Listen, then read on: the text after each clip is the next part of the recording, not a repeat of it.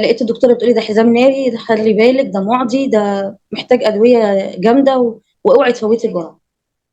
فمن بعد ما انا اتشفعت بابونا مينا وانا ابتديت ان انا احس ان انا بتحسن شمس. يعني. مش هقولها. وكل الناس الذين درسوا في تجارة عين شمس الشفاعة بأبونا أمين عبود شهيد العريش. انا ده الماده دي صاحبنا. جبت فيها 20 من مين 20 كده؟ امتياز. امتياز. أبونا مينا يجي يقول لك اهدي، اهدي، اهدي، فعلا. اهدي. سيادتك اتأخرت. اه. وقعدنا من 2020 و21 وجايين نسجل في 25. اه. بصراحة أنا متغاظ. يعني الراجل واقف معاه كده كله، حتى اه. التفاصيل التفاصيل وكل ده تفاصيل. ومكتمين. تخيل اني وانا متألمة بدور على زيت العذراء بورسعيد عشان ادهنه، الاقي جنبيه زيت ابونا مينا اللي انا اصلا كسرت ما الدنيا. جبتوش. انا علم مديونة. ربنا ده ابنك. ده ايوه. انا لو مكان ابو نمين عبود كنت جيت كسرت الدنيا على الموقف. بعد الموقف دوت ازاي ما تتكلميش؟ خلاص مش عارفة بقى ده بيع اعضاء ولا ده خطف ولا هشوفه تاني ولا مش اه. هشوفه تاني. خلاص. وخصوصا وقت اللي بدأ يتأخر. يعني والطلبة يا استاذ هاني اللي انا قلتها دلوقتي انا هرجع لها تاني بعد كده. قلت لهم ان شاء الله ياخدوه بس يعني ياخدوا التليفون بس يسيبوه. السبب اللي ظاهر ان النت عند حضرتك ما كانش شغال. ده الظاهر. ايوه. لكن السبب التاني انك حلمتي حلمت بابونا بيه امين النهارده. عبود شهيد العريش وابتسامته الحلوه، جاي يقول لك اه. النهارده، النهارده. الراجل ده اه. عجيب. بسم الاب والابن والروح القدس اله واحد امين. اهلا بحضراتكم في الهنا القوي. اتعرف بك يا فندم. كريستين فتحي. حضرتك منين يا فندم؟ من السلام. اهلا بيكي، منوره الدنيا. اهلا بحضرتك. حضرتك متاخره على ابونا مينا. قوي. يعني دايما كنا بنقول يا جماعه اللي ابونا مينا يعمل معاه حاجه يكلمنا في الهنا القوي. الاول خالص عرفتي ابونا مينا منين؟ الاول خالص انا في 2020 تعبت تعب جامد قوي، وكانت وقتها كورونا وظروف البلد مش احسن حاجه وكنت قاعده من شغلي. ففجاه في تعب انا تعبت. انا ما كنتش عارفه ايه هو انا ظهر حبوب كده حمراء يعني حوالين، انا اسفه يعني بطني وظهري كده، وزادت بسرعه جدا. فبسال صاحبتي لقيتها بتقولي اوعي يكون حزام ناري. قلت لها يعني ايه حزام ناري؟ قالت لي ده بيجي كده لما بيكون مثلا نفسيتك تعبانه، نقص مناعه، حاجه من فصائل الجدري وحاجه زي كده. امم. فروحت اكشف الاول، رحت للدكتور. رحت لقيتها ان هي مشيت يعني خلصت. دكاتره الجلديه قليلين جدا. فاليوم ده كان الوجع يعني في اقصى مراحله. انا قاعده طول الليل مستنيه ان مكان يفتح الصبح، يعني انا مستنيه النهار بس يطلع واروح مكان اكشف. وفعلا رحت الصبح كشفت في مستشفى الصبح.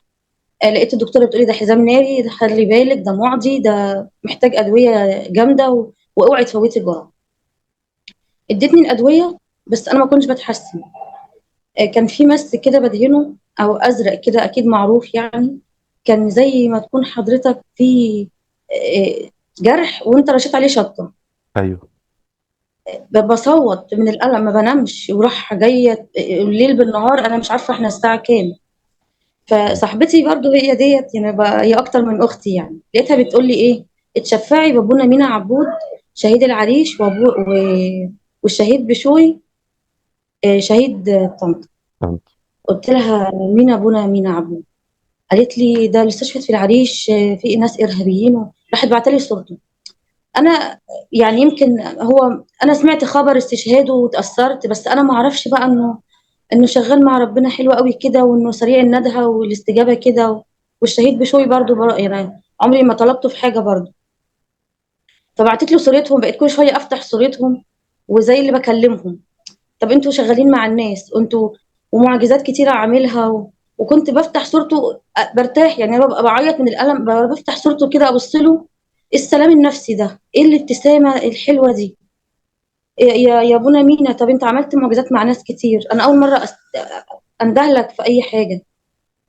فمن بعد ما انا اتشفعت بابونا مينا وانا ابتديت ان انا احس ان انا بتحسن يعني.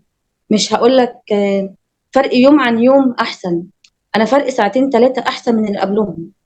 ساعتين يعني. ابونا مينا دايما بيوفر كل حاجه.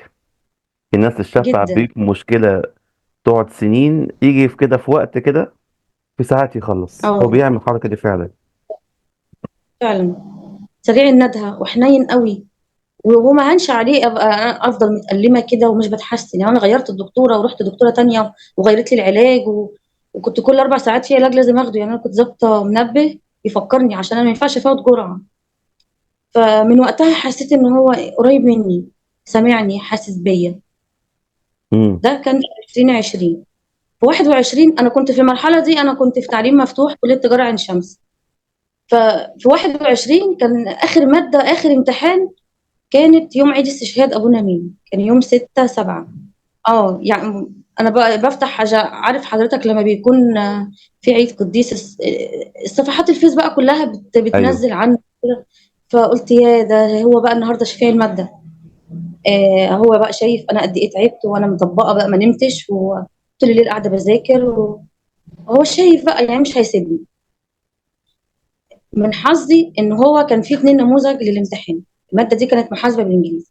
النموذج اللي جاني انا هي نفس المسائل اللي انا مذاكراها بالارقام. امم. اللي جه اللي جنبي هو ارقام جديده لسه هتتحسب وهتتدرب وهتتعمل. انا اول ما شفت الامتحان فرحت، فرحت جدا. بس عارف زي ما حضرتك يكون حد ضربك على دماغك، انت مش فاكر حاجه خالص. بس انت احاول احل. معاكي ابونا مينا. انا معايا ابونا مينا. وبعدين صعب عليا كده، عاتبته. يعني انا حطيت ايديا كده ودموعي نزلت وبكلمه. يا ابونا مينا، يعني يوم عيد استشهادك مش عايز تفرحني؟ ده انت شايف، ده انا ما نمتش، ده انا بذاكر، ده انا انت اتصرف. الموضوع دلوقتي في ايدك، الماده دي بتاعتك وانت شفيع الماده وكمان يوم عيد استشهاده، انت أو لازم تتصرف. هقول لك على سر بقى. ايه. ابونا مينا عبود، امم. شهيد العريش، ايوه. اتخرج في 98. امم. كان كليه تجاره عين شمس، وكان ال4 سنين اللي قضيناها مع بعض كان في كليه تجاره عين شمس.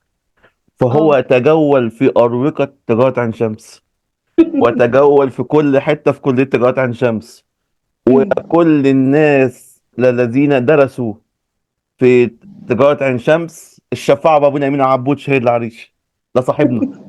مرة كنت ايوه. بقول لحد من الآباء الحلوين الواصلين صلي، كان حد من الدفعة بتاعتنا بس ما كانش عارف أبونا مينا يعني. واحدة كانت في أمريكا وعندها ظروف، امم. فبقول له صلي لفلانة. قال لي أبونا مينا عبود شهيد العريش بيصلي لكل الدفعة بتاعتكم، اللي يعرفوا واللي ما يعرفوش. ما بالكم بقى، خلاص هي بقت يعني شفيع التجاريين حاجة كده يعني. وهذا ايوه ما قد حدث معك. فعلا. احكيلي. انا من بعد ما عاتبته كده ودموعي نزلت وكنت متوتره، يعني انا من كتر التوتر انا بشرب ميه الازازه وقعت من ايدي. خلاص بقى مم. انا تعبي هيروح في ثانيه يعني. انت سترتها معايا في المواد كلها وده اخر يوم ويوم عيد استشهاده، فانا هعمل ايه؟ انا مش هاجي في الصيف بقى يعني، هتتصرف. انا من بعدها انا مش عارفه الالم كان ماشي ازاي، زي اللي كنت فاقده الذاكره ورجعت فجاه. مم. حليت وخلصت قبل ما الوقت يخلص كمان وخرجت. اول لما النتيجه ظهرت بعدها تقريبا بشهر، دايما عين شمس بتتاخر في النتيجه، ايوه. تقريبا بعدين بشهر انا الماده دي جبت فيها 20 من 20 امتياز. امتياز. بامانه ما كنت مصدق يعني. انا تعبت ذاكرت، بس ما كنتش متخيله ان انا بعد التوتر ده كله وان انا نسيت كل اللي انا ذاكرته ده، ان انا هفتكر وهقفل. خلاص بقى يعني هو بقى معايا في البيت، هو صاحبي، هو اقل حاجه بسيطه انا بس اقول يا بينا يا ابونا مين، يا ابونا مين عبود اتصرف. هو بيتصرف، هو ليه طريقته. جدع. الامور بتمشي ازاي، هو اللي بيتصرف. جدع. جدع. العشرة مع ابونا مينا والناس اللي عارفة ابونا مينا، هو بيخش في التفاصيل. ده يخش كده في اي حتة ويربع ويصاحب البيت والبيت البيت وهو كده. فعلا. نرجع تاني للحزام الناس. اه. هقول لك معلومة. اه. ابونا مينا كان ناري، كان وكان نشيط. عنده خالص، وكان عنده هدوء عجيب. إمم. تبقى الدنيا بتولع وبنضرب كف على كف وبنضرب راسنا في الحيط، تلاقيه شاركنا كده، وفجأة تلاقيه هدي ولا على باله الدنيا، تبقى اساسا المشكلة خاصة بيه هو ولا على باله.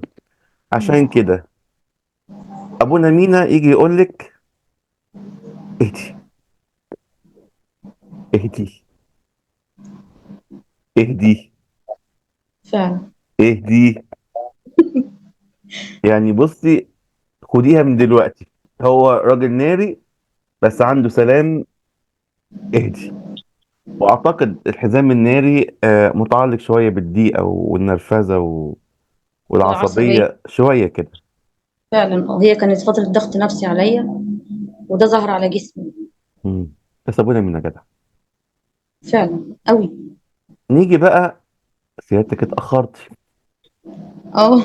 وقعدنا من 2020 و21 وجايين نسجل في 25. آه. كيف مسكت نفسك هذه السنوات ولم تتحدثي عن ابونا مينا؟ كيف؟ يعني ازاي عملتيها دي؟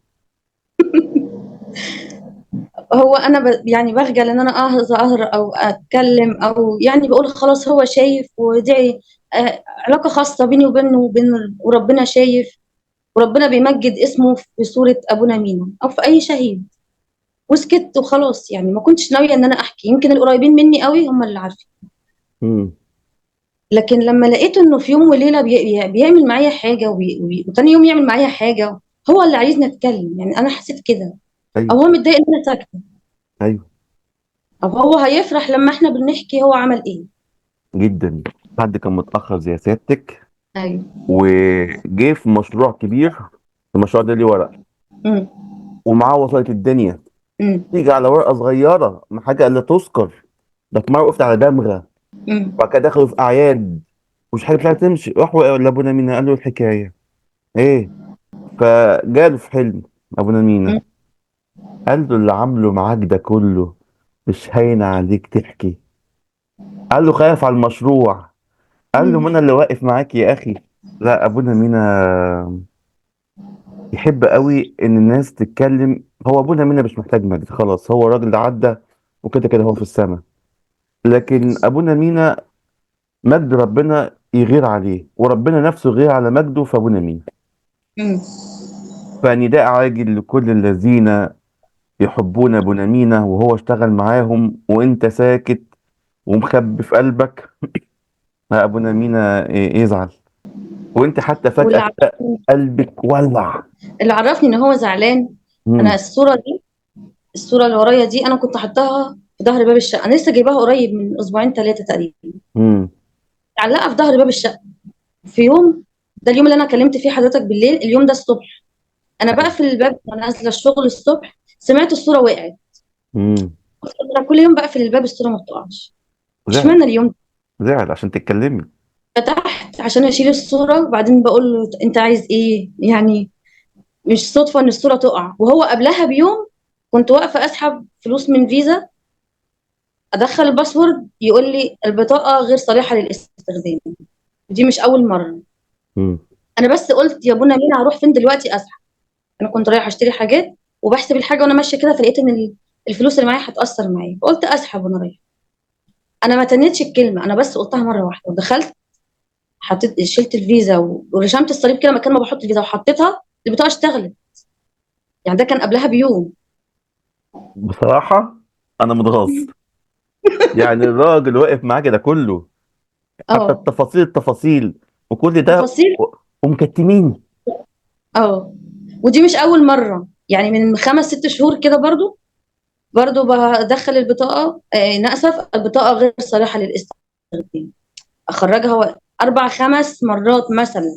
واول ما تقولي يا ابونا اتكلّمت مينا. كده كإنه يعني هو كإنه واقف جنبي يعني، وبعدين يا بونا مينا أنا هاروح فين دلوقتي اتصرّف، أنت صلّحت التليفون، أنا شُفت بقى فيديوهات حضرتك، أنت ها. صلّحت قبل كده تليفون، صلّحت قبل كده كمبيوتر، ايوه. الفيزا دي أنا واثقة إن هي ما فيهاش حاجة، امم. إنه مش عايزة أنا هاروح فين، أسحب منين، واحطها يا استاذ هاني الاقي البطاقه تشتغل ويقول لي ادخلي الباسورد، كأن ما كانش انا بقالي 10 دقايق واقفه بحاول كأن ده ما حصلش. يقول لك فيزة ايه وبتاع ايه؟ ده انا دي الفيزة دي حاجة صغيرة يعني، فتح دماغك معايا بقى. فالصورة اول ما وقعت حسيتي ان ابونا مينا ايه بيحسسك. زعلان. اتكلمي بقى.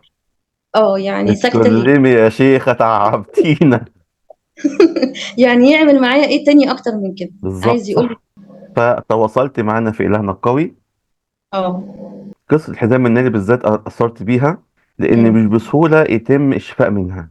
امم. أنا أعرف ناس بيقعدوا أوقات طويلة، علاج لمدة شهور، وبيرجع تاني. ايوه، فعلا. فعلا نار وجعه فعلا غير محتمل لا، مؤلم مؤلم. جدا. وبعدين حصل تاني ان الحزام الناري، شهر 10 اللي فات، او يعني في اوائل 11 انا حسيت ببدايه الاعراض.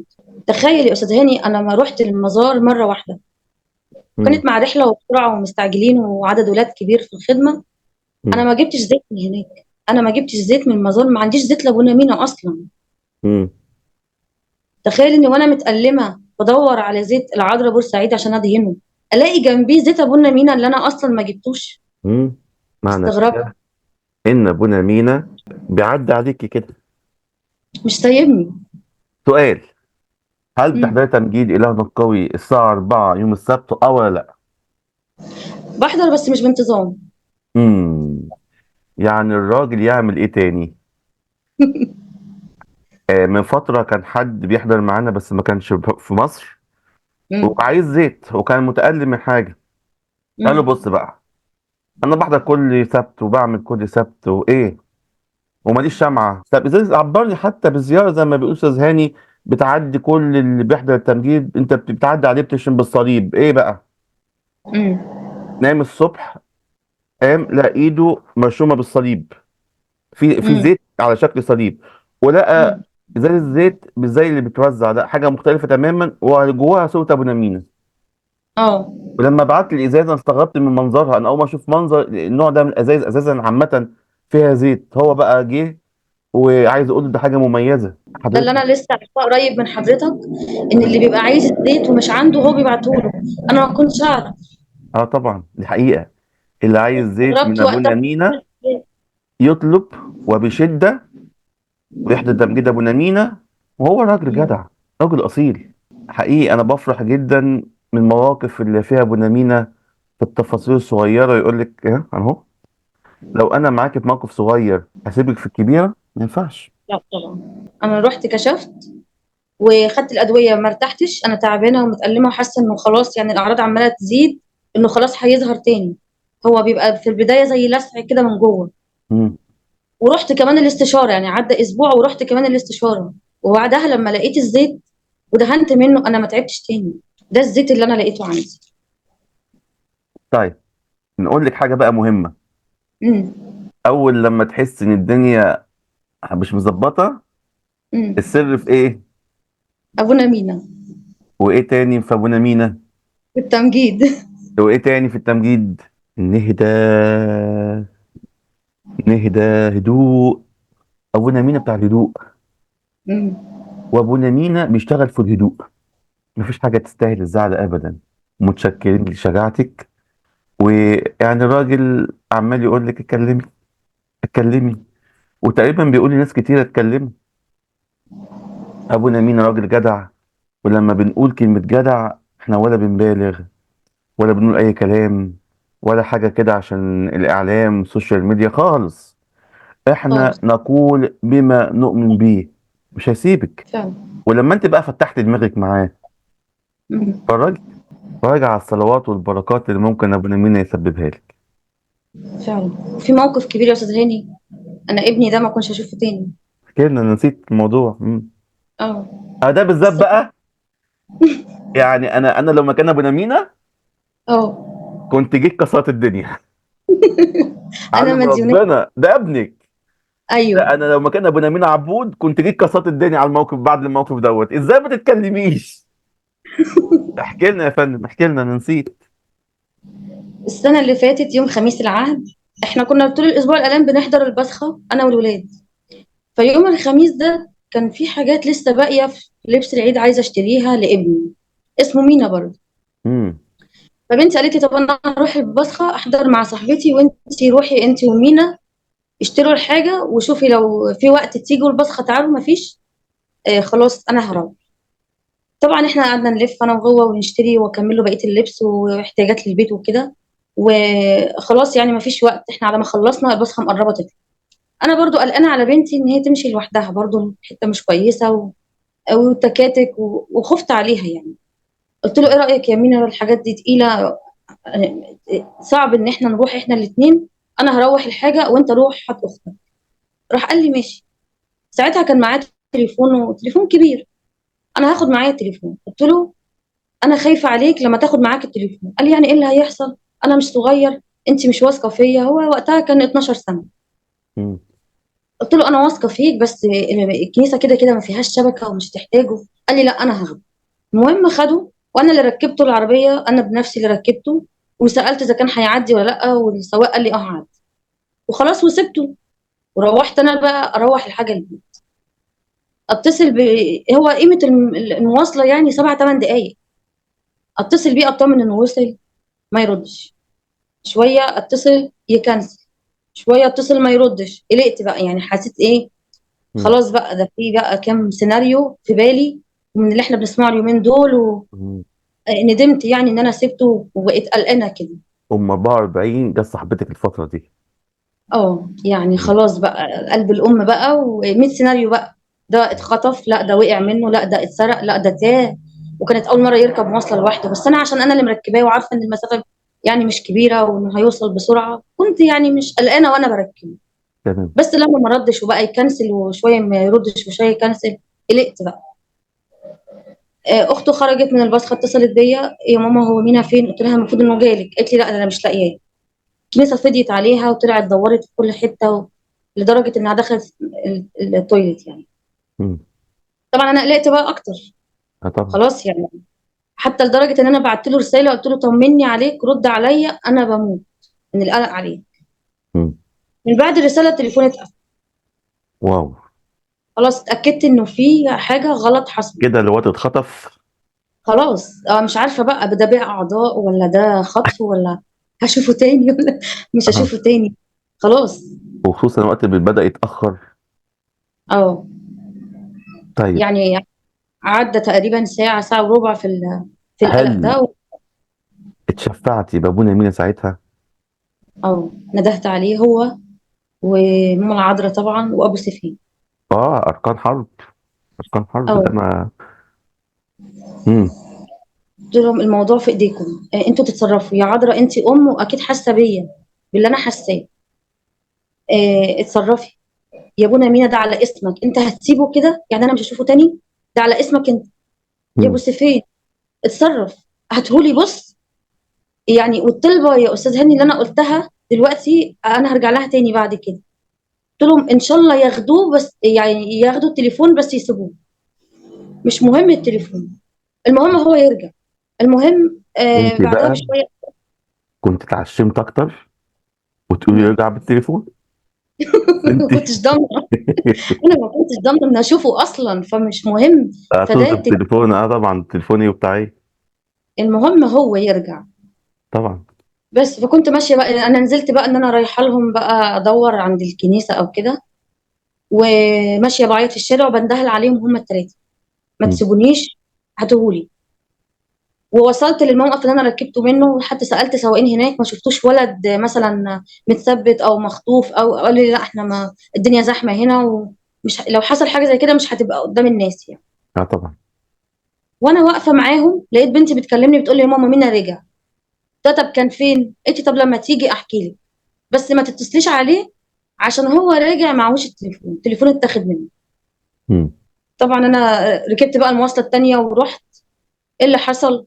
تقريبا هو كان في حد قاعد جنبه اتفق مع السواق ان هو ما يعديش على المحطه اللي المفروض مينا رايح لها، مم. اللي فيها الكنيسه. مم. فطبعا ابني حس نفسه ان هو تاه بقى، يعني يا عم انا مش قايل لك؟ قال له مش فاكر. احنا بقى مشينا من هنا اللي هو ايه، خلاص بقى هو مش عارف بعد كده يمشي ازاي، ابني مش عارف الطرق. مم. وقاعد واحد جنبه شايفه التليفون في ايديه، راح قال له ايه هات اعمل مكالمه. فمينا طبعا اداله التليفون، فضل في ايد الراجل. اتكسف منه اكيد. كسف بقى يقول له هات التليفون او انت خلصت بقى هاته، اتحرج يعني. لحد لما مينا بقى عمال يتكلم مع السواق. طب ارجع ازاي؟ قال له ما اعرفش. راح الراجل اللي جنبه قال له ايه، ما تخافش انا هاخدك. عندي واحد صاحبي سواق توك توك هيوديك مكان ما انت عايز، انزل معايا. المفروض ان الكنيسه في الحرفيين. مم. نزلوا معاه هو قباء جسر السويس. نزل دخلوا كده في شارع، وقفوا كده جنب جراج، كل ده والتليفون في ايد الراجل. قال له اقف لي هنا، انا هدخل اندهله وما تجيش ورايا. 5 دقايق وتلاقيني جاي لك بيه هو والدكتور. وابنك وطبعا طيب قوي كده ما فهمش ان التليفون معاه مش هيديهوله؟ لا، مم. فهم لما تأخر عليه أكتر من 5 دقايق. وقف بقى طبعا خلاص كده، حس إنه هو كده التليفون ده اتسرق منه، إن الراجل ضحك عليه، وكمان واقف في مكان غريب ما يعرفوش ومعهوش فلوس يرجع. مم. وقف طبعا أعصابه يعني انهارت، وواقف يعيط. واتمشى قدام شوية كده لقى سوبر ماركت، دخل وهو بيعيط. راجل صاحب السوبر ماركت ومراته، هم يعني ان كريستيان، بس يعني وقفوا جنبه ساعتها، هدوه. فتحوا الثلاجة عندهم، جابوا له مية وجابوا له عصير، وسمعوا منه، حكى لهم اللي حصل. فتحوا الكاميرات يشوفوا. هو كان واقف بعيد شوية عن الكاميرات فما بانش. مم. طيب انت كنت عايز تروح فين؟ قال لهم اختي مستنياني في الكنيسة، تعرف تروحها؟ قالوا له لا. قال لهم لا. مم. طيب اسمها كنيسة ايه وموجودة فين؟ فقال لهم ماري جرجس الحرفيين. فكتبوا على الجي بي اس وركبوه معاهم عربيتهم، وراحوا لحد بيه الكنيسة. يا رب، ناس جدعة. يعني هو قال لهم خلاص الكنيسه الشارع ده، نزلوني. قالت له لا، انا مش هسيبك غير لما حد، انت بتقول اختك مستنياك، او لو لقيت مامتك اديها لها، انا مش هسيبك تنزل لوحدك. حلو خالص. وصلوا قبل ما انا طبعا اوصل. كانت اخته بقى واقفه، اخوه كده قال. طبعا هو كان مخضوض اه طبعا. وحكى بقى. هو ابونا مينا وابو بس سفين رحت أنا. وقف لهم ولاد حلال، دول ناس ولاد حلال، ناس عندهم نخوة، ناس فعلا. عندهم رحمة في قلبهم. ايوه. تمام. يعني لما تبص الموقف من بعيد او من بره ان هو خلاص في مكان غريب كده، انا مش هعرف الاقيه. مم. لكن يسيبوا السوبر ماركت بتاعهم ويكتبوا على الجي بي اس عنوان الكنيسة ويجيبوه. انا حسيت ان دي حاجة مش عادية، حاجة مش طبيعية. ربنا حنن قلبهم عليه. فعلا. اه، جاي من غير التليفون. طيب على العموم، ممكن نقول طلبة تاني دلوقتي. امم. نقول لأبو سفين وماما العذراء وأبونا مينا، فاكرين التليفون؟ فاكرين التليفون؟ مش بهرج، أنا بتكلم بجد. ايوه. فاكرين التليفون؟ أنا الطلبة بتاعتي قلت مش عايز يعني يجي من غير تليفون. دلوقتي أنا عايز التليفون. جربي صليها وشوف أبونا مينا هيعمل إيه. ماشي. جربي. جربي أنت. يا جماعة يعلم المسيح، إحنا بنضحك، ده أبونا مينا ده بيعمل عمايل. ده أنا في حاجات بتضيع تماما، وابقى في اماكن غير اماكن اقول له انا نسيت، هاتها. امم. وفعلا بقولها وبضمير صف قدام ربنا، هاتها لي. امم. واقف قدام صوته بعديها يومين ثلاثه، هاتها لي. يقولوا لي في امم. البيت انت خلاص بقى، ما تعرفش حاجه اسمها خلاص، مع ابونا مين مفيش خلاص. بطريقه ما، بشكل ما، الحاجه ترجع والحد عندي ومتحافظ عليها ومتصانه. بس انا هو بعتب جدع. عليك، بعتب عليك ان وبشده. انا. يعني ابنك والحزام الناري والامتحان والفيزا وحاجات كده، يعني بصي، ازاي بتسكتي؟ انا لا. غلطانه ان انا. بس انا بس غلطانه. بس احنا نتفق اتفاق مع كل الناس. ابونا مينا جدع على قد جدعنته، استجدع. مبدأ هادي وحلو وبسيط. انا حلمت بيه النهارده الصبح على فكره. طب ما قلتيش ليه؟ احكي لنا الحته دي استنى. عشان ما حصلش حاجه في الحلم، يعني انا شفته بلبسه العلماني وبيضحك لي في الحلم، هو بيضحك وانا معديه من جنبه، وهو بيبص لي وابتسامته جميله، وانا جوايا الكلام كاني بقوله جوايا. احنا كنا واخدين كذا ميعاد نسجل فيه، فعلا. ولكن ابونا مينا عبود سجلنا النهارده بعد ما خدنا كذا ميعاد. اشمعنى النهارده بقى سجلنا؟ السبب اللي ظاهر ان النت عند حضرتك ما كانش شغال. ده الظاهر. ايوه. لكن السبب التاني انك حلمتي حلمت بابونا بيه امين النهارده. عبود شهيد العريش وابتسامته الحلوه، وجاي يقول لك اه. النهارده. النهارده. الراجل ده اه. عجيب، بجد الراجل ده عجيب. فعلا. احنا سجلنا في الوقت اللي هو زارك فيه، ايوه، وبيقول لك ايه النهارده؟ مش عارف اقول ايه. ابتسامته جميله ونظرته كلها حنيه. وعارفني، انا حاسه ان انا في الحلم شايفاه. انا شفته بلبسه العلماني مش بلبس الكهنوت، امم. بالنضاره، وانا معديه من جنبه كاني رايحه اشتري حاجات، وهو واقف فيه كانه بيشتري حاجات، بس باصص لي، يعني انا ماشيه وهو عينيه كده عليا، وابتسامته الحلوه ونظره عينيه كلها حنيه. بيقول لك ايه؟ مش بيقول لي يعني، انا اللي بتكلم بس جوايا محرجه لا اتكلم، عماله اقول جوايا. انا انا عايزه احكي لك، انت عملت معايا حاجات كتيره قوي، انا من جوايا بقول كده، بس لا، هو بس سكت وانا البصه ساكته. دي، البصه الحلوه الهاديه دي، بيقول لك فيها ايه؟ واهدي. ايه دي؟ نورتيني يا فندم في إلهنا القوي، واتبسطنا في اللقاء معاكي. وقد ايه الراجل ده جدع، ولما اقولها جدع انا من جوايا كده مشاعر قويه بجدعنته دي. فعلا جدع وحنين وحاسس بينا، وده كفايه ابتسامته، يعني ابتسامته دي يعني مم. حاجه كبيره قوي. هدوء وسلام وحنيه ايوه وطمانينه. ايوه ايوه ايوه. صاحب فعلا. اول لما نحس بالتعب نهدى. صدقيني بتكلم بامانه، نهدى وشوف الراجل ده بيعمل ايه. صح. نورتيني يا فندم في إلهنا القوي، ومتشكرين لوجودك معانا. واي حد ابونا مينا عبود عمل معاه حاجه، ارجوكم ارجوكم اطلعوا جدعين زي ابونا مينا، وكلمونا في إلهنا القوي. وابونا مينا بيشتغل مع اكتر اتنين: حد غلبان ملوش حد، وحد جدع زيه. وعلى اعتقادي يعني ان سيادتك ست جدعة، وعشان كده ابونا مينا مركز معاك كتير. عشان هو جدع. نورتينا يا فندم في إلهنا القوي. بنفكركم بالانتساب لقناة إلهنا القوي الفترة دي. شكرا لك يا فندم. شكرا ليك يا استاذ هاني، ربنا يبارك خدمتك.